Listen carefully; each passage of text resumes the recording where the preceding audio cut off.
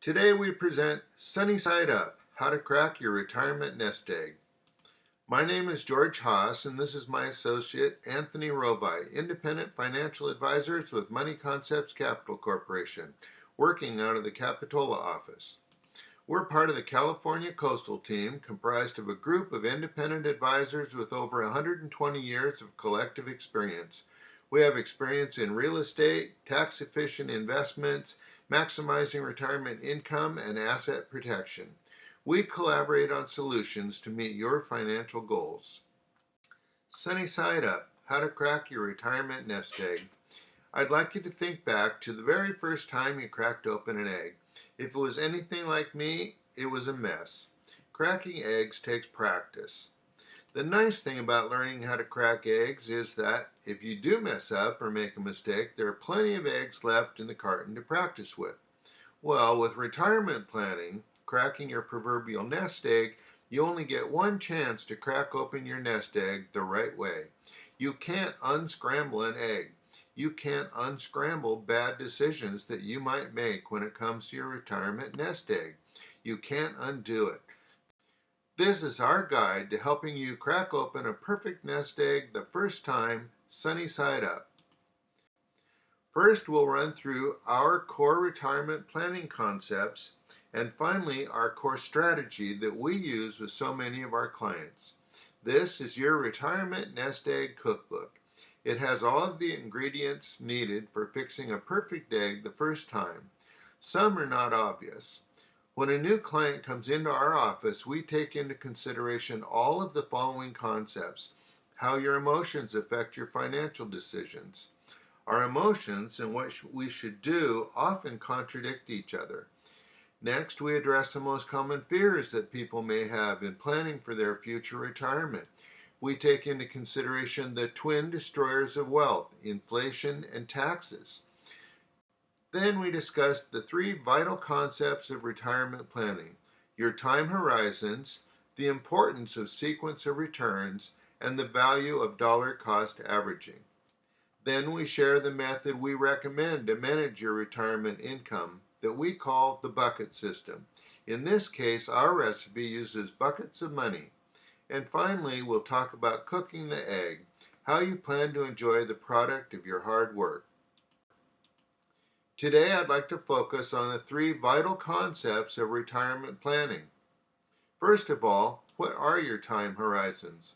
They're not what you may think. It may be time to rethink your time horizons. In retirement, you're not going to manage your 5-year money in the same way that you'll manage your 25-year money. You may have different risk tolerance levels for each period of retirement. That concept is critical in creating a retirement plan. The next important concept to understand is the sequence of returns in the accumulation phase compared to the distribution phase. This is when a 6% return can be better than an 8% return. In the accumulation phase, rather than thinking about the sequence of returns, you should be more concerned with your average annualized returns, your asset allocation, and staying in the market.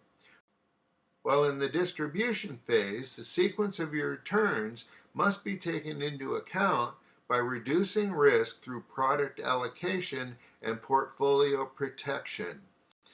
The sequence of returns is a measure of the earnings on your investments over time.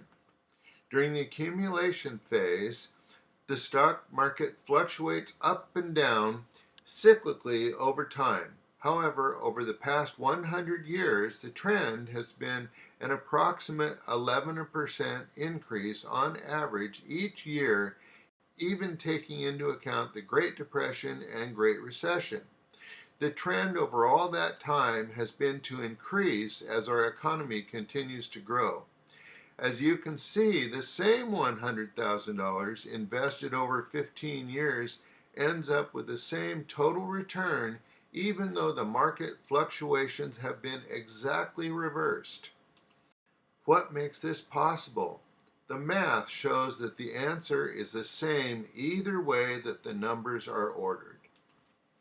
Since that is the case, during your accumulation phase, Over the long term, if you invest methodically in the stock market, your investment should grow. On the other hand, in the distribution phase of your retirement, when you are taking money out, you don't have the luxury of time to weather the volatility of the stock market. As a result, the sequence of returns on your investments must be managed very differently, very conservatively. You will want to reallocate your investments to last for the rest of your life, and if all goes well, you could live for a very long time. We have strategies to plan for this. Here we have two investors, Andy and Beth. Each invest $100,000 in the stock market. First, we see how, during the accumulation phase, even though the market behaves one way for Andy and exactly the opposite way for Beth over a 25-year period, they both average an 8% return and end up with the same total of $735,302. However, then we see, during the distribution phase, if they both leave their investments in the stock market and they start withdrawing 8% each year, and the markets behave the same way they did for each of them during the accumulation phase, over the next 25 years, Andy ends up broke when he's 83, while Beth is still going strong when she's 90.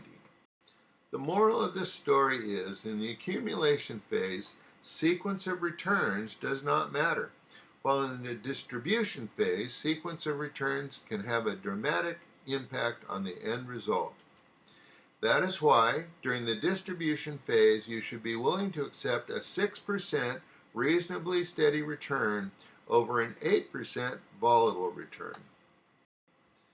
The third key concept is dollar cost averaging.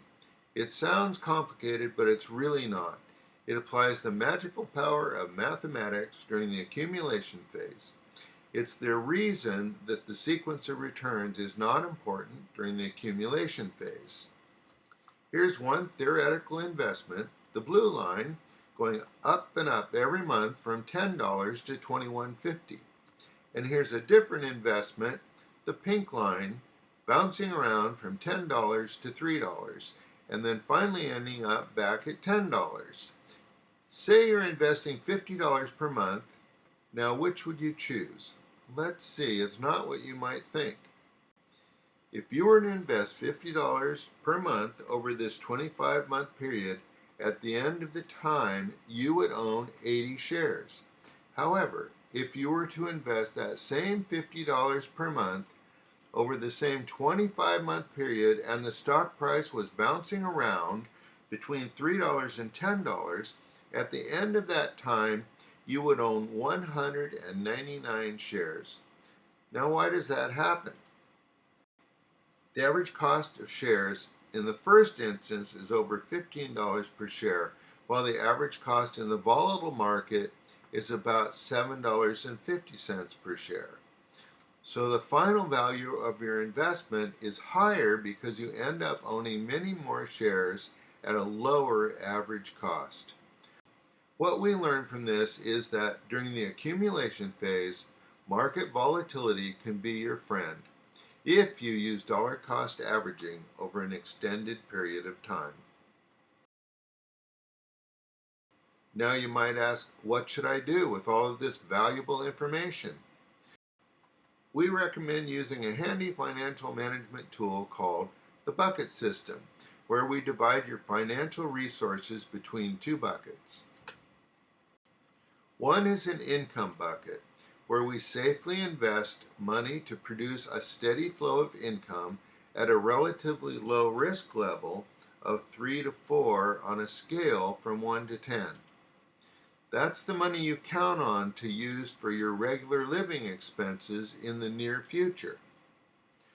The second bucket is the growth bucket. That's the one that's invested for the longer term when you can afford to take a bit more risk for a better return. It generates extra income for emergencies, for vacations, and to add money to your income bucket to plan for the increasing cost of inflation. It's pretty basic. It just takes planning. The next step is cooking the egg, coming up with a plan. Determine all of your goals and objectives. Meet with a professional who can act as the hub at the financial center of your life, coordinating all of the resources necessary to implement your plans. All securities are offered through Money Concepts Capital Corporation, member of FINRA and SIPC.